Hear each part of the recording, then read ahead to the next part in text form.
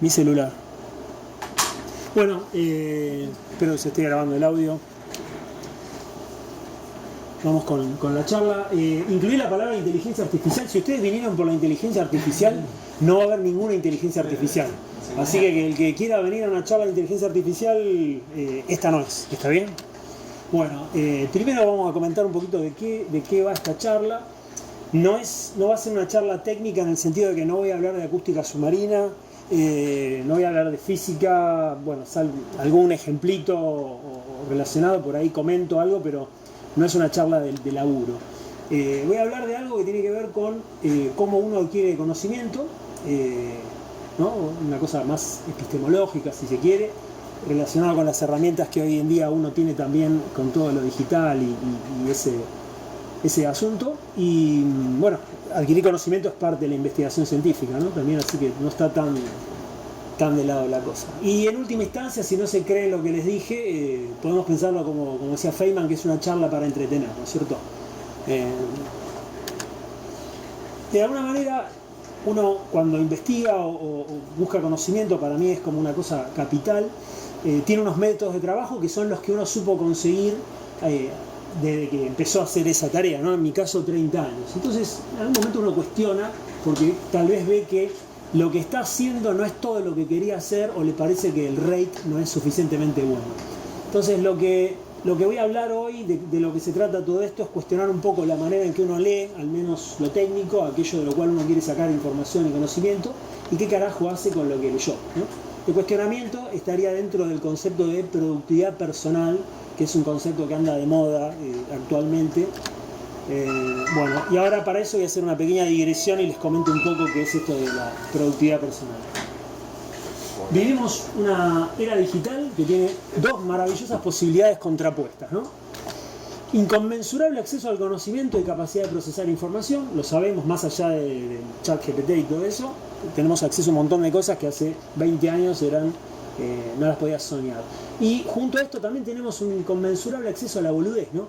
La evasión, la distracción, si uno quiere puede estar evadido toda la vida, o sea, puede evadirse completamente y esquivar, ¿no? O sea, tenemos recursos para eso. No digo que esté malo, que sea malo necesariamente eso. El tema es cuando uno en realidad no quería evadirse tanto, distraerse tanto y termina extraño. Entonces, la distracción digital drena tiempo y energía y puede enmascarar lo que uno realmente quiere hacer. Se procrastina la vida, ¿no? O sea, uno al final termina empleando el tiempo en cosas que no le garpan. Si quieren comentar o preguntar alguna, lo que sea, ustedes comenten, ¿no? La productividad personal entonces apunta a superar la distracción y promover la superación y el alcance de objetivos, ¿no?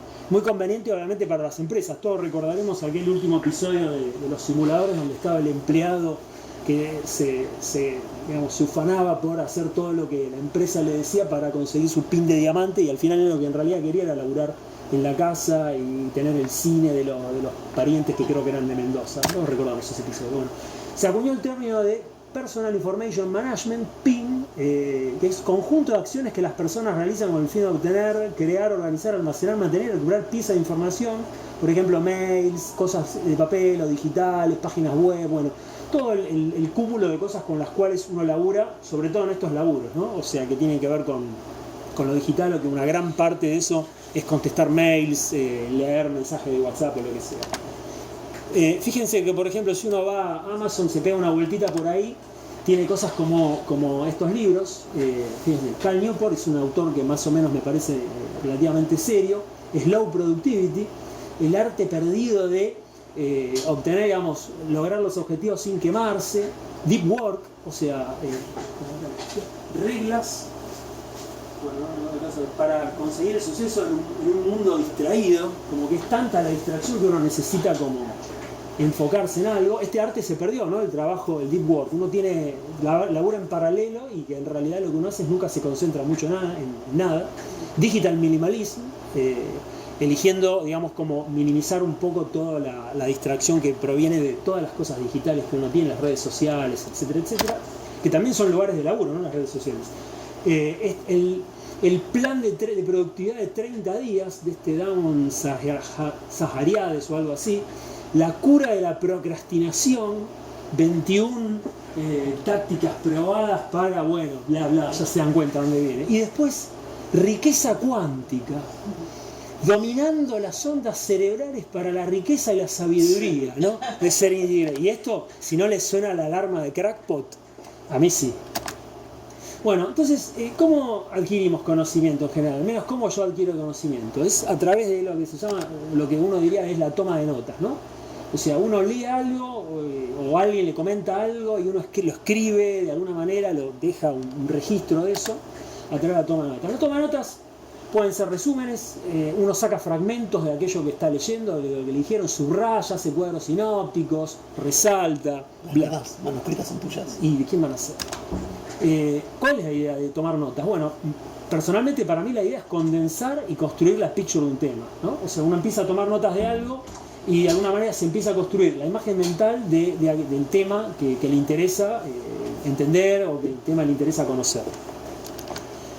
Puede ser sucio, prolijo, ordenado, desordenado, los estilos dependen, digamos, de los métodos de laburo de cada uno tiene los propios.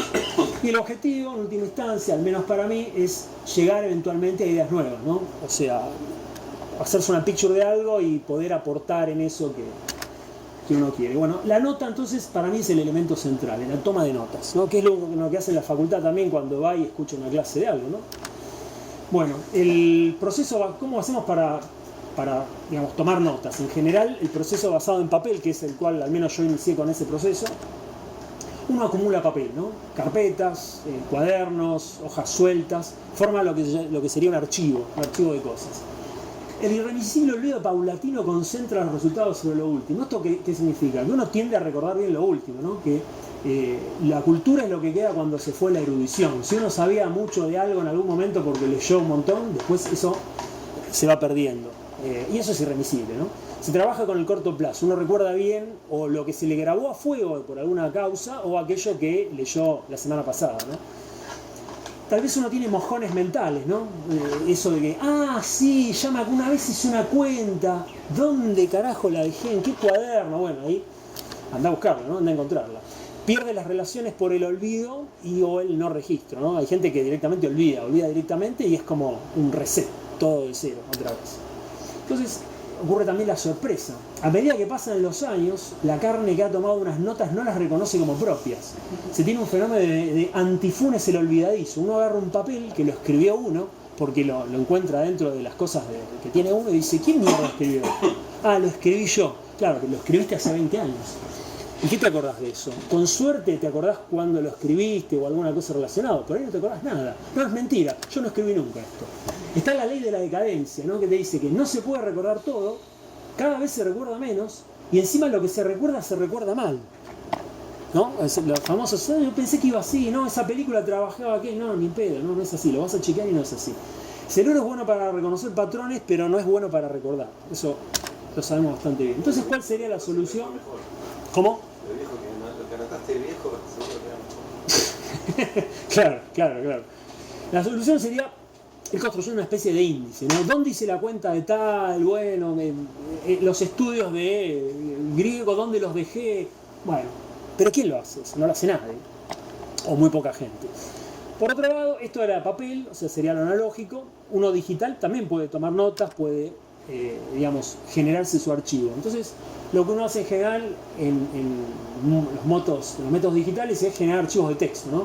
Y tenemos aplicaciones de note-taking que parece mentira, pero hay un montón. Yo ahí les menciono algunas, pero en una comparativa de Wikipedia actualmente hay unas 34. O sea, 34 aplicaciones para tomar notas. Por supuesto, no es solo tomar notas, ¿no? Uno puede pegar imágenes, puede pegar un multimedia, puede taguear esos elementos. Eso le permite, digamos, de alguna manera centralizar todas esas notas y buscar. Porque si están digitales, uno puede buscar y eso es una gran cosa, ¿no? También los puede almacenar en la nube, o sea, ya no corre el riesgo de que si se le prenden fuego los papeles no pierde todo. Proporciona un framework centralizado, o sea, uno puede tener toda esa información digital de alguna manera centralizada, puede buscar en todo el universo, o sea, no es solo buscar en las notas que uno tomó de acústica, puede tomar en las notas que uno tomó, no sé, si estudia filosofía o lo que haga. Bueno, entonces hay elementos que uno puede usar, sobre todo en el modo digital, que son categorías, etiquetas y vínculos, de los cuales voy a hablar un poquito ahora en breve, que permiten que uno pueda encontrar aquello que alguna vez puso. Bueno, todo esto de las notas digitales se usa sobre todo en lo que se llaman las humanidades digitales, ¿no? Historia, sociología, o sea, áreas de estudio donde uno maneja cantidades de texto infernales. Entonces, antes uno, como si quiero hacer un trabajo de Felipe el Hermoso, tengo que buscar libros, o sea, tengo que preguntarle al bibliotecario dónde hay información de Felipe el Hermoso, pensar que alguien dejó una tarjeta donde marcó que tal libro tiene un capítulo. Hoy en día, como está todo con OCR, uno directamente busca las palabras, las keywords, y le salen 800.000 documentos con la información sobre ese personaje, y uno de alguna manera tiene que saber manejar esa información, que antes era limitada y ahora ha crecido de manera exponencial. Entonces surgió todo un nuevo área que tiene que ver con esto que les puse acá de humanidades digitales, que es tratar de manejar esa cantidad de información. Sí. Optical OCR es reconocimiento de caracteres, ¿no? Vos escaneas un libro y después le pasás un OCR y te guarda el PDF con las palabras. Entonces vos podés buscar Felipe el Hermoso dentro del libro y si lo escaneó bien, lo reconoció bien, te aparece. Entonces con eso ganás un montón. Sobre todo las cosas viejas, ¿no? O sea, lo que es de la época donde no salían cosas digitales. ¿Cómo organizamos la información que se introduce en el sistema, sea analógico o digital? Bueno, un poquito es lo que voy a comentar ahora, que tiene que ver con lo que le decía antes de categorías, etiquetas y vínculos. Entonces, las categorías sería, por ejemplo, definir una estructura sencilla, pero que no es muy versátil. Es decir, bueno, ¿cómo organizo mi trabajo? Bueno, uno podría poner una categoría que sea scattering. Entonces, todo lo que entra a scattering, todas las notas o todos los apuntes que yo tomé relacionados con scattering van en esa categoría. El tema es que hay que decidir en qué categoría va cada nota. O puede haber otra categoría que sea propagación. Entonces uno tiene que decir, bueno, este paper o esta nota, ¿a qué le corresponde? ¿A propagación o a scattering? Bueno, uno decide. Y a futuro puede ser que una nota que uno puso en una categoría pueda encajar mejor en otra categoría. Entonces, si quiero poner unas notas en varias categorías, tendría que almacenarla de una manera múltiple, que implicaría duplicar. Entonces, esto no es muy versátil y además lo que lleva es a compartimentalizar la información y deletar sus relaciones, ¿no? Sería como meter notas en cajas. Tengo cajas de zapatos, bueno. Lo relacionado con un tema va en una caja, lo relacionado con otro va en otra caja. Bueno, está bien organizado, pero no es muy versátil. O sea, y uno no ve las relaciones que existen entre esa información que uno está abordando. Y también impide considerar notas en diferentes contextos. O sea, si uno agarró la caja de propagación, por ahí está pensando en un problema de propagación y tiene la cabeza como formateada hacia la propagación y no puede ver que quizás esa información puede entrar en otro contexto, o sea, en otro tema, en otra categoría, no solo en otra categoría, sino servir para hacer una investigación en otra categoría que está relacionada con otras cajas. Bueno, esto es lo de las categorías. Pues el tagging con keywords es una alternativa, define algo más versátil y permite el almacenamiento múltiple directo. O sea, uno tiene una nota, le pone algunos tags, o sea, y eso permite, después una nota puede tener un montón de tags, una nota o un pedazo de información, puede tener un montón de tags y eso permite, quería mostrar este gráfico, que por ejemplo, algo que esté en scattering, una nota que pueda pertenecer a scattering y propagación, bueno, puede estar en los dos conjuntos, de alguna manera. Eso está bueno porque es versátil y permite de alguna forma como tener en cuenta notas que con el sistema de categorías no las tendrías en cuenta. Igual tiene un problema que es si los tags crecen en tamaño, si uno empieza a acumular información y tiene un montón de tags, tiene que recordar los nombres de los tags. Los tags en general no pueden ser cosas demasiado abstractas, si no uno se olvida también de los tags. Tendría que tener un índice de tags. Bueno, no es tampoco la solución total. Y después está el tema de dónde buscar una nota, ¿no? Si uno quiere buscar una nota de algo, bueno, tiene que empezar a buscar todos los tags asociados con ese tema. Bueno, es medio complicado. Los links permiten conectar notas que no tengan ninguna relación temática, o sea que no estarían en una misma categoría y por ahí no pueden o no compartir un tag, o sea, una keyword. Entonces eso permite generar conexiones indirectas, ¿no? La transitividad. Si A tiene un link con B y B tiene un link con C, de alguna manera tengo un link entre A y C, ¿no? Puede ser indirecto, puede ser algo medio rebuscado, pero los links permiten esta cosa. Entonces una idea también puede aparecer en un contexto diferente. Ahora voy a comentar un poquito esto de contextos, a ver si queda un poquito más claro. Y el esquemita sería una cosa así. Puede haber, entre esas informaciones pueden existir links y tener en cuenta esos links, bueno, hace que cuando yo empiezo a recuperar información en una nota, quizás el link me lleva a otra, que si no existiese el link no la tengo en cuenta, ¿no? Porque la idea de esto también es, a medida que uno pasa el tiempo, y sobre todo si tiene 30 años de hacer estas cosas, se olvidó de las cosas. Entonces se olvidó de las cosas que están relacionadas con un tipo de nota. Entonces los links permiten tener esa información ahí como presente. También tiene problemas, o sea, solamente usar links tiene problemas que resulta difícil o impráctico recuperar notas específicas. La conclusión es que la organización de un sistema debe incorporar estos elementos, categorías, tags y links, que son como elementos básicos de organización y que también son de bases de datos por ahí, o de las cosas que tienen que ver con cómo uno organiza cualquier tipo de información. Muchos notables de la antigüedad usaron estos sistemas de algún tipo basados en tarjetas. Estamos hablando siempre de cosas analógicas, ¿no? Leibniz traqueteaba por Europa en su trabajo de consejero áulico y llevaba un cofre con un montón de papeluchos. Humberto Eco también usaba tarjetas, escribió también además un libro que se llama Cómo escribir una tesis, donde comenta cómo se usa el sistema de tarjetas para escribir una tesis. Vladimir Nabokov, el literato también escribía sus novelas sumando tarjetas, encadenando tarjetas, y Roland Barthes también tenía un archivo de 15.000 tarjetas, por ejemplo. O sea, y esa otra gente, o sea, mucha más gente también. Pero bueno, esto sería lo básico. ¿Se puede hacer algo superador a esto de organizar la información en tarjetas o hacer índices? La respuesta es sí. Lo que se puede hacer es lo que hizo este tipo, es Niklas Luhmann, no es un físico, no es un matemático, es un sociólogo, o era un sociólogo, ya está fallecido. Trabajó 30 años de research en sociología, aparentemente era un empleado estatal que empezó a hacer esta boludez y después entró como en la parte de investigación. 450 papers y 58 libros a lo largo de esos 30 años. ¿Cómo dijiste? Sí, 450 papers y 58 libros en 30 años. Haces la cuenta y más o menos te da el rey, ¿no? Entonces, ¿cuál es la solución para esto? Y por ahí tener 1000 tesistas. No, en general el tipo trabajaba solo. Bueno, tal vez lo que hizo es explotar un único tema expertise, o sea, encontró algo en lo cual y le daba vueltas a lo mismo. La respuesta es no, tenía un amplio espectro de investigación y también sacó una especie de teoría sociológica del todo. No sé qué tan bueno fue este tipo como sociólogo, porque yo no soy sociólogo ni sé mucho de sociología, pero lo que recuadra en rojo me suena una alarma, ¿no? Entonces, ¿cómo hacía? Y la respuesta es esto, la caja del fichero, ¿no? El Zettelkasten. El tipo sacaba los trabajos de ahí, de esos cajoncitos de madera. En esos cajoncitos de madera hay aparentemente, bueno, ahí tenías, no sé, son 16. 6 por 4, 24, ¿no? 6 por 4, 24, sí. 24 cajoncitos, cada cajoncito tiene esas fichas, más o menos hay entre 3.500 y 4.500 por cajón, o sea, son cosas como esta, no se ve muy bien, está escrito en alemán, así que por más que lo veamos mejor no vamos a entender, yo no, al menos no voy a entender nada. 90.000 tarjetas, al final cuando se retiró tenía 90.000 tarjetas, pero no es un archivo, o sea, es otra cosa.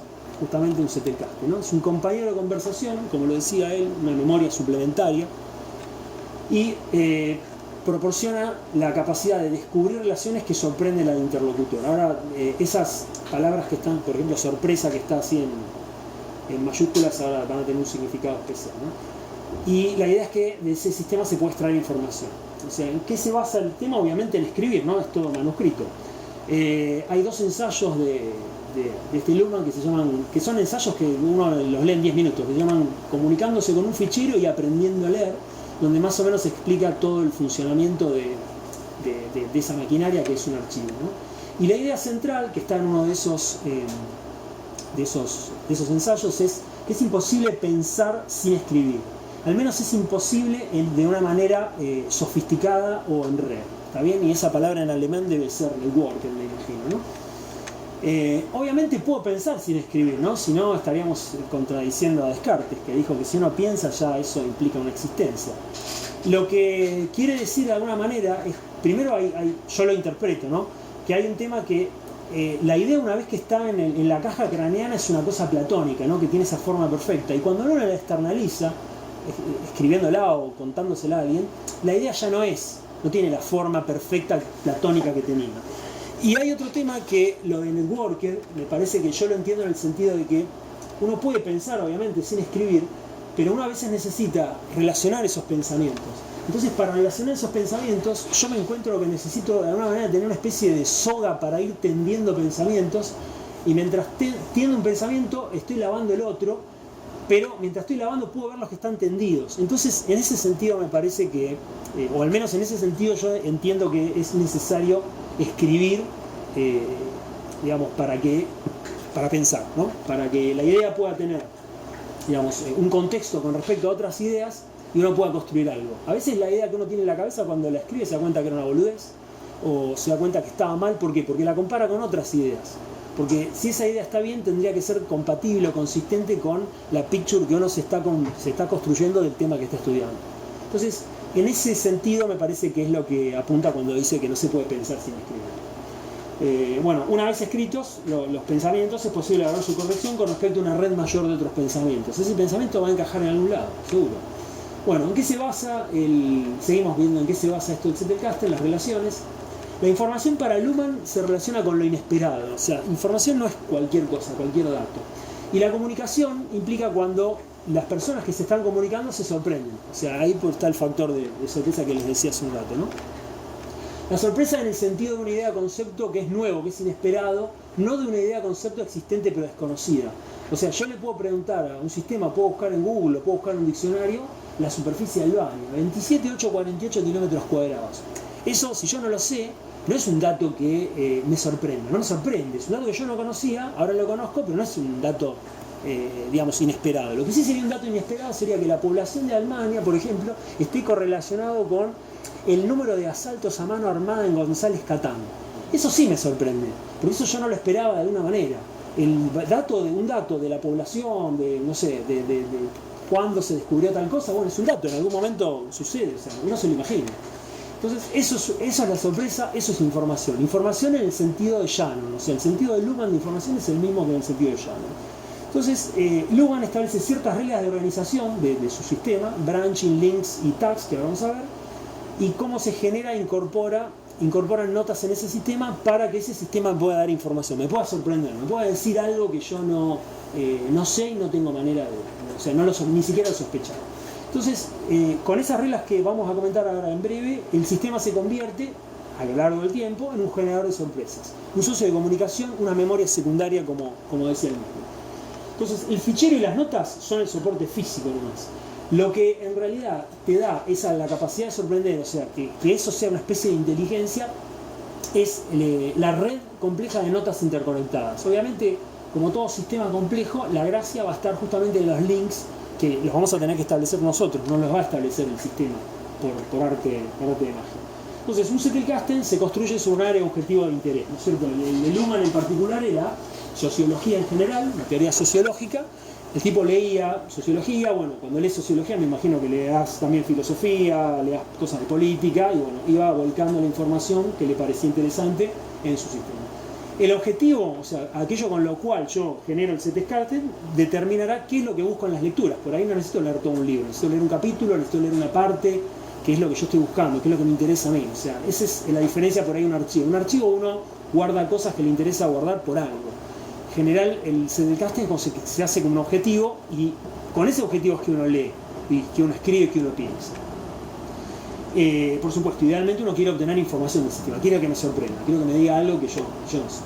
Bueno, ¿cómo se hace esto? ¿Cómo se construye? Bueno, procesando información, uno arranca con un libro, con un artículo, un paper, lo que sea, lo lee, o sea, pasa primeramente hace una nota bibliográfica, porque uno quiere saber al final del día qué es lo que ya leyó, qué es lo que no leyó, va a leer mucho, hace un análisis de contenido, y marca puntos de interés, lo que le interesa en ese momento o con el objetivo que tiene de buscar información de conocimiento. Puede ser, por ejemplo, no sé, acústica submarina, entonces quizás yo no necesito leer todo un libro, necesito leer solamente una parte. Bueno, marco esos puntos de interés. Eso es una primera pasada del material, después se regresa a los puntos de interés y generar notas, settles, que esa es la parte complicada, ¿no? ¿Cómo genero ideas de eso? ¿Qué es lo que tomo de ese libro que estoy leyendo?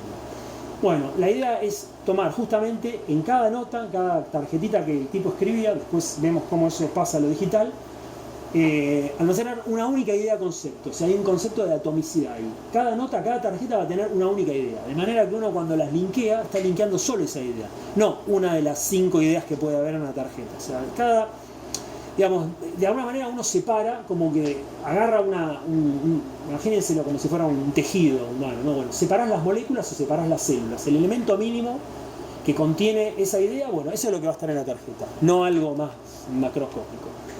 No se hace quoting, o sea, uno no es que toma, subraya y toma las mismas palabras de lo que está leyendo, sino que hace una reformulación condensada de lo que lee. O sea, las pone las palabras de uno, no las palabras del autor. Y eso refuerza ya el tema de entender lo que estamos leyendo. Y referimos a la fuente original porque siempre hay que volver a las fuentes en el momento cuando uno tiene algo, no, esto es así, será de otra manera, o por ahí lo tomó de alguien que lo había copiado de otro lugar, que lo entendió mal. Bueno, siempre hay que ir a la fuente original, que es lo más recomendable, ¿no? Si no está copiando errores o cosas por el estilo. El quoting está bien cuando uno lee literatura, ¿no? Yo después les voy a mostrar algunas notas que tengo yo, y yo hago un montón de quoting, pero son de cosas literarias donde justamente la gracia de la literatura es qué palabras usó. Entonces ahí es perfectamente válido el quoting, pero no cuando uno busca obtener conocimiento, sobre todo de lecturas técnicas, ¿no? Entonces una fuente admitirá muchos procesos, depende de qué es lo que estemos buscando sacarle, qué información estemos buscando sacarle a esa fuente. O sea, hoy puedo leer un manual de acústica general, hoy estoy interesado en algo teórico, leo la parte teórica, mañana estoy interesado en algo que tiene que ver con una medición y por ahí leo algo de instrumentos acústicos. O sea, no hace falta leer todo el libro de una o toda la fuente de una. No se trata de resumir la fuente, solamente sacar las ideas útiles. Hay un montón de cosas que no nos van a dar ninguna idea, o porque nosotros no sabemos extraer ideas, o porque realmente no hay ninguna idea útil o idea nueva para sacar de ahí. Bueno, ahora digamos, lo que les dije antes medio en palabras, tratemos de ver un poquito cómo sería un gráfico. Entonces estamos con la idea de esta atomicidad y reformulación condensada de la idea. La idea es que uno tiene una fuente, puede ser un libro, eso 1, 2, 3 podrían ser capítulos, y uno saca ideas, que son los redondelitos, y genera notas, son los rectángulos, y cada capítulo, fíjese que tiene un color diferente, y eso significa, de alguna manera, indica la relación del contexto. O sea, uno saca una idea del capítulo 1 del libro tal, y esa idea que sacó de ahí, que yo la voy a aislar, voy a hacer una cosa atómica, tiene un contexto. Bueno, ese contexto es el de esa fuente, pero al extraerla de ese libro, esa idea, y separarla, ponerla atómica, me permite que esa idea después pueda entrar en otros contextos adentro del set encastre. Entonces eso es parte de la riqueza. Por ejemplo, el ejemplo boludo que sería en acústica es cuando uno lee un libro de acústica, por decir acústica, ¿no? Y bueno, listo. Método para resolver la ecuación de bla bla bla para acústica. Yo saco una idea, pero esa idea que ahí tiene el contexto acústico puede entrar en el contexto de óptica también. Y quizás sea diferente la jerga o algunas cosas cambien, pero esa idea probablemente sirva en un contexto de óptica. Y bueno, con eso hay un montón de... O sea, ese es el ejemplo que se me ocurre a mí porque es un ejemplo que uno ve, ¿no? Pero las cosas como que las ideas, justamente descubrir que una idea de un contexto sirve en otro contexto, bueno, eso en general hace una publicación muchas veces, ¿no? Lo sabemos. Bueno, la fuente tiene un orden, tiene un contexto, nosotros no nos interesa el orden que usó el autor del libro 1, 2, 3, nos interesan esas ideas. El contexto lo vamos a preservar porque tal vez lo necesitemos reconstruir, pero vamos a querer que esa idea entre en otros contextos. Entonces las ideas extraídas independientemente vivirán en el set del casting de manera independiente del contexto original. Entonces lo que les decía antes, podrán entrar en otros órdenes y contextos, y el contexto original eventualmente puede reconstruirse a través de la referencia, ¿no? Uno siempre marca de dónde sacó esa idea. Bueno, Luhmann escribió las tarjetas de un solo lado. A veces del otro lado de la tarjeta hay, por ejemplo, no sé, la publicidad de un Laberrap o un dibujito que le hizo el pibe, qué sé yo, alguna cosa por el estilo. Porque les servía el hecho de poder poner todas las tarjetas en una mesa. O sea, eso es súper visual, ¿no? Uno saca las tarjetas relacionadas con un tema, las pone sobre una mesa, no hace falta que las dé vuelta para ver lo que hay, y puede, de alguna manera, armar un árbol visual de algún tema. Porque siguiendo links y sacando un montón de tarjetas. No hay clasificación, o sea, no hay categorías, el tipo las numeraba, 1, 2, 3, bla, bla, bla. Hay una concatenación, por ejemplo, si una idea no entra en una tarjeta, se continúan sucesivas tarjetas, o sea, uno va, por ejemplo, la idea 458, pasan los años y de repente, se me ocurre algo que continúe esa idea, bueno, 458/2/3, etc. Y después surge hace también lo que se llama un branching interno. O sea, si la idea genera subideas, suplementos, uno puede generar ramificaciones. Entonces, uno siempre tiene la posibilidad de ordenar bien. O sea, uno va generando notas, o el tipo este va generando notas en algo que es analógico, y va poniendo la tarjeta 1 y la tarjeta 2. Pasaron 3 años y ahora de la tarjeta 1 tenés más información, leíste otra cosa. Bueno, no hace falta que la pongas al final, la podés seguir poniendo atrás de la tarjeta 1 con este orden. Conservás el orden, la combinación de letras y números te permite seguir el orden y te permite, digamos, sin pensar en las categorías y las cajas y qué sé yo, ir creciendo, pero ir teniéndolas ordenadas. Entonces eso, digamos, es una idea bastante piola. Esto no sé quién quedó acá, se registra la referencia de región, ya lo dije antes. Bueno, el proceso, ¿no?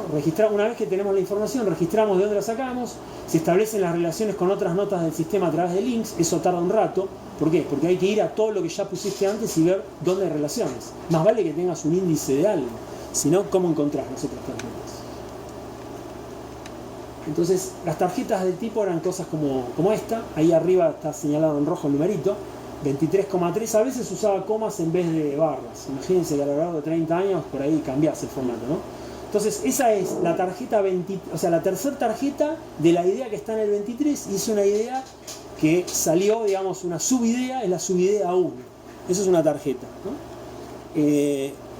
Después esta es la 21.3 de 7,2, bueno. Fíjense que adentro de la tarjeta ya hay links a otra tarjeta que están recuadrados en rojo y hay referencias que las subrayé en azul. O sea, libros, porque no sé, un carajo, ¿no? Kuhn 1963-481, eso seguramente es, vamos a ver el libro de Thomas Kuhn del año 63 en la página tanto, que está relacionado con lo que yo comenté ahí. Y esa es la tercera, digamos, tarjeta de la idea 21, la ramificación D, la séptima ramificación de D, y de esa séptima ramificación de barra 2. O sea, claramente esto a medida que pasa el tiempo se va poniendo complicado. La de abajo no se las voy a comentar porque ahora repasando la charla veo que se me complica, pero lo que termina pasando, obviamente, eso es un libro, ¿no? O sea, si esto está tan ramificado, está todo relacionado, eso debe ser el capítulo del libro o un montón de ideas que empezaron a como gravitar, a traerse entre sí de alguna manera con este procedimiento y terminaron siendo un libro. El tipo sacaba los libros de acá, no es que los tenía que escribir los libros. Empezaba a sacar tarjetas, pasaba la tarjeta a un papel y eso era el libro, eso era el paper. Entonces tratemos de ver un poquito esto que yo le estoy comentando sin el aire medio mal. Supóngase que uno tiene la idea 458, al costado tiene la idea 459 y la idea 458, digamos, como que fructificó un poco. O sea, primero no entró en la tarjeta 458, entonces está la 1 y la 2. Hay relaciones temáticas, por supuesto, porque es la misma idea y tal vez el contexto sea el mismo, que es lo que quiero decir con el hecho de ponerle un color ahí amarillo clarito. Hay relaciones temáticas de esa idea 458. Bueno, la idea 459 tiene otro contexto, puede ser cualquier otra idea, puede ser cualquier cosa, porque los números consecutivos significan hoy leí esto, mañana leí lo otro y entró ahí, chao. El orden en el cajón, por supuesto, es el que está marcado en esa fila, entonces todo lo de 458 va a empezar a clusterizar en 458. Si uno sigue leyendo o sigue procesando información y tiene cosas que tienen que ver con esa idea, se van a empezar a acumular ahí y van a entrar antes de la 459, es lo que les decía antes del orden no sistemático. Entonces, las ideas van creciendo, clustereando por concatenación y ramificación, narrando una historia. Eso es lo que va a ser al final el paper o el libro. El contexto podría ser el mismo, ¿no? De la idea, podría ser el mismo, por eso los puse en el mismo color. La idea 459, por ejemplo, no ha crecido y tiene otro contexto, eso lo marco con otro color. Los links, digamos, cuando uno mete una nota en el sistema, tiene que buscar relaciones con las notas existentes. Antes que, digamos, que estén diciendo esto es una locura, bueno, el tipo tenía un índice de temas que le permitía como, digamos, encontrar temas generales de lo que estaba escribiendo, de lo que metía ahí información, y eso le permitía rastrear las notas. Pero no es que tenía un índice de todas las tarjetas, no se puede tener un índice de 90.000 tarjetas escritas, eso sí es la locura. Pero en realidad con llegar a una, ya los links y las referencias te permiten llegar a todas las demás que están relacionadas. Entonces se buscan relaciones con las notas existentes y se escriben links hacia y desde la nueva nota. Los links hay que decir por qué son, o sea, uno linkea una tarjeta a otra, le conviene decir por qué el link, porque si no después se olvida, eso les pasa. Y hacen que una nota pueda aparecer, lo que les decía antes, los contextos, en contextos diferentes. Y también resuelven el asunto del almacenamiento múltiple, que es que una idea, concepto puede aparecer en un montón. O sea, el tema de la ecuación de Helmholtz va a aparecer en un montón de temas de la física, por ejemplo. Yo no la puedo adscribir solamente a acústica o solamente a óptica. Con eso, digamos, me da más versatilidad y me permite, digamos, ir a otro campo con una idea vieja y digamos, sacar algo nuevo. El tipo registra keywords también, conceptos relevantes, y las notas asociadas con esos keywords, lo que le permite después entrar al sistema cuando quiere estudiar un tema o ver qué hay de ese tema en particular que le interesa en el momento. Para descubrir notas. Si una nota no la linkeamos, no vuelve a aparecer nunca más. O sea, imagínense, yo les he dicho que tengo 10.000 sobres con DVDs en caja. Si se llega a perder algo porque quedó fuera del orden numérico, se acabó. No lo encuentro más ese disco. No voy a revisar los 10.000 discos. Bueno, entonces el linking, el tagging, permite lo que una cosa más o menos esquemáticamente va a ser una cosa así, ¿no? Tenemos la idea 458, la 459 que teníamos antes, van a tener links, por ejemplo, por decir algo, con la 819, que está allá en el cajón lejos. La 459 tal vez tenga un link a otro lado, bueno, eso sale. En el registro, por ahí hay keywords asociados, entonces tal vez hay un keyword que relaciona a la 458. Y ya con entrar en la 458 ya me permite recorrer las subideas de la 458 y tal vez llegar a la 819, ¿está bien? Que ni siquiera está en la aquí, ¿ok? Entonces no hace falta que tenga indexada cada una de las subideas o la última tarjeta, o sea, basta con tener algunos puntos para poder recuperar. Acuérdense que estamos papel nomás. Los links entre las ideas 458 y 819, bueno, permiten que 458 aparezcan en el contexto de 819 y viceversa, puede aparecer una sorpresa en el sentido que les decía antes, ¿no? Los links dan relaciones más específicas que los keywords, por obvias razones que los links uno establece porque hay un link y quizás no justifica generar un keyword para eso. Un keyword para una sola nota sería como algo medio no productivo. Bueno, entonces, ¿cómo emerge un libro o un paper? Bueno, yo lo interpreto así. Él más o menos lo comenta un poco en esos ensayos, pero yo lo interpreto así. Que uno empieza siguiendo este esquema de conectar ideas, van creciendo esas ideas clustereadas y el tema de los links hacen que por ahí genere una relación que yo no sabía. Tal vez entre la idea 458 y la 1703 yo no tengo ningún link directo, tal vez no hay ningún keyword directo, pero a través de la 819 yo tal vez pueda llegar. Entonces, eso es lo que... ¿Por qué los hicieron dirigidos? ¿Así es el sistema de él o...? No, los links pueden ir y venir. Pueden ir y venir. En realidad vos estás en una tarjeta, pones un link hacia un lado y tal vez te conviene poner un backlink, ¿no? O sea, en la otra tarjeta decís de dónde viene tal cosa o cuáles son las que están conectadas con esa. Yo los puse dirigidos. Imagínate que esto que estoy comentando es súper abstracto. Si uno no hace un ejemplo práctico de esto, es como que, bueno, me estás mostrando una red con, qué sé yo, nodos y links, nada más que eso. Son dirigidos en el sentido de que vos el link va de una dirección, pero en general conviene poner backlinks, o sea, de dónde viene el link. Así, si vos entras en 819, entras en 819/2, podés saber que hay algún tipo de conexión que viene de 458. Entonces, lo que termina pasando es que esos links se transforman en relaciones entre relaciones. Y eso es lo que a este tipo al menos le escribe. Los papers salían de acá, el tipo decía, yo no sé cómo los escribo, yo voy, me pongo a pelotear con esto y de repente salió un paper. O sea, siguiendo estas cosas, conectando tarjetas, copiando lo de la tarjeta en un archivo de máquina lo salía, ¿no? Era el 80 y deja. Bueno, quizás la conexión entre 4 y 58.703, que está mediada por 819, no la pudimos, no pudo ser prevista. ¿Por qué? Porque cuando uno cargó 458, listo, lo cargó. Y tal vez 1703 lo escribiste 5 o 10 años después. Ya olvidaste todo. Apenas te acordás quién sos. Entonces, eso te hace recuperar. Por supuesto, es mucho laburo, ¿no? Entonces, el Zettelkasten de alguna manera, o es lo que yo interpreto, es como nuestra memoria. No tiene orden, ni jerarquía preestablecida, ni estructura lineal como un libro. Es difícil establecer, bueno, te voy a dar un libro y va a estar ordenado de la mejor manera. Sabemos que eso es imposible. ¿Cómo presentar la acústica en un libro? Bueno, es una conveniencia o es una representación del autor, es algo que uno hace, pero hay una convencionalidad ahí, ¿no? O sea, hay una subjetividad, ¿no? Bueno, las notas no linkeadas, olvídate, no las vas a ver nunca más. Así que más vale que las linkees, ¿no? En este papel al menos.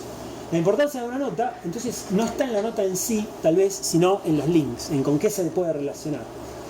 Se formarán cúmulos de ideas muy conectadas con otras y eventualmente relaciones inesperadas entre ideas, ¿no? Eso es lo que nos da,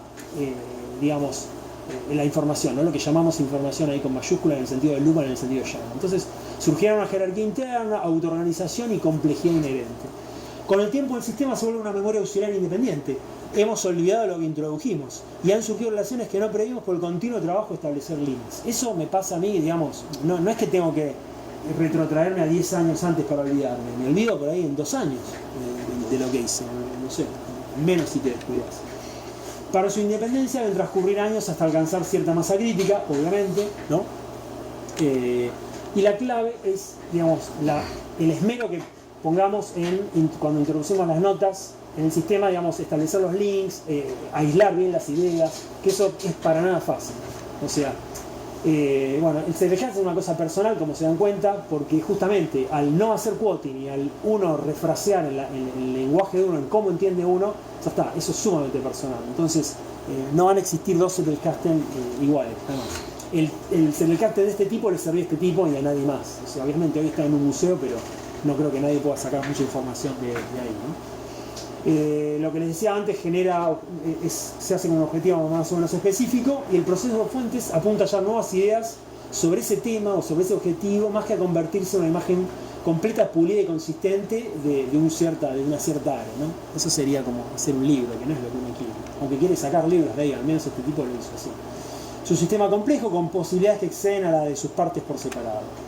Los riesgos. Es fácil hacer otra cosa, ¿no? Que es lo que yo hice desde el 2018 al menos, ¿no? Que ese acumular notas digital o analógico se convierta en un archivo, o peor, un cementerio de notas. Y ahí uno cae en la falacia del coleccionista, ¿no? Que todos calculo que hemos caído. Bueno, guardo este PDF porque ya lo voy a leer. Guardo esta carpeta con estos papers de Kirchhoff que ya cuando tenga tiempo los voy a leer. Guarda links a páginas web que cuando los vas a buscar hace 10 años ya desaparecieron. Entonces el cementerio para mí no sirve para nada, te hace perder tiempo más. El archivo sirve, pero no va a ser un tipo que te sorprenda. El archivo, con suerte, si uno pone un índice, qué sé yo, puede ser útil. Podés encontrar lo que pusiste, sí, o te podés sorprender de algo que olvidaste, pero no de algo que no sepas. O sea, no te va a dar información. Bueno, los libros y los papers se escriben solos en el Zettelkasten. Eso es lo que decía Luhmann, ¿no? Ahí es donde está el verdadero trabajo, en llenar las fichitas. Bueno, libros sobre esto hay, por supuesto. Ahí tomé algunos al voleo. Fíjense, el último, Crea tu segundo cerebro. Yo leí el primero, How to Take Smart Notes, ese lo leí, los otros dos no, pero calculo que no dirán nada nuevo. Sí.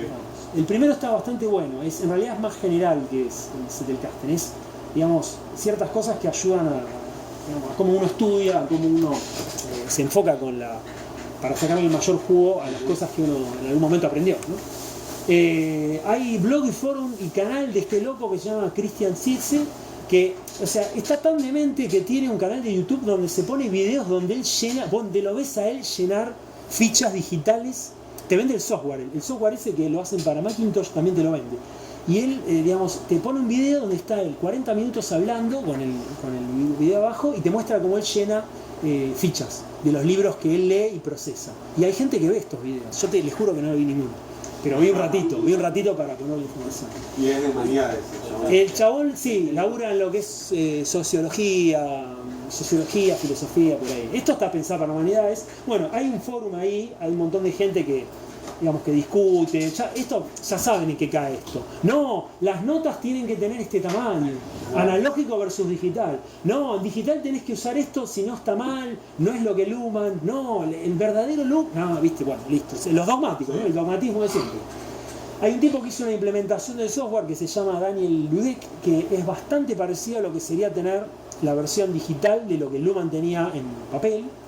Y después uno puede implementar el de uno mismo en las aplicaciones de note-taking, que es lo que uno hace, ¿no? Acá queríamos llegar. Entonces, yo utilizo Joplin, por ejemplo, que son notas de texto que soportan Markdown. Es una combinación de los tres, lo mío. Es archivo, es cementerio y es Zettelkasten. Es muy difícil hacer un Zettelkasten. La verdad que, o sea, debe llevar mucho tiempo, ¿no? Obviamente te lleva la vida. Pero es muy difícil leer algo y decir cuál es la idea útil de acá que yo pueda aislar atómicamente y poner. Obviamente yo puedo poner una idea que sea definición del TS. Entonces pongo 20 logaritmos del módulo de la presión al cuadrado. Del barra abs. No, al cuadrado no, pues ya usé el 20. Entonces pongo eso. Y eso es una nota de mierda, porque eso es una nota que me hizo perder tiempo escribiendo algo que está en cualquier parte. Yo no quiero eso. Yo de última pongo, bueno, definido en tal lugar o pego una foto que dice eso. Eso no es una buena nota. Ahora les voy a mostrar unos ejemplos a ver si más o menos queda algo claro, porque hasta ahora fue todo muy abstracto, ¿no? Por eso, o sea, los riesgos que le decía, no es que uno queriendo hacer el Zettelkasten, digamos que le da paja y cae en archivo o cae en cementerio. Uno queriendo hacer el Zettelkasten es como que no entiende bien y termina haciendo cementerios y archivos, que sirven, pero no es lo que uno, o sea, alguno quisiera hacer. No escribís un libro y después. No. Igual, a ver, el archivo sirve. Yo en el archivo, por ejemplo, en el mío tengo la lista de vacaciones, que la uso siempre, o sea, busco qué tengo que llevar cuando me voy de vacaciones. Y bueno, me sirve un montón. Está bueno eso. Tengo la lista de la verdulería también. Bueno,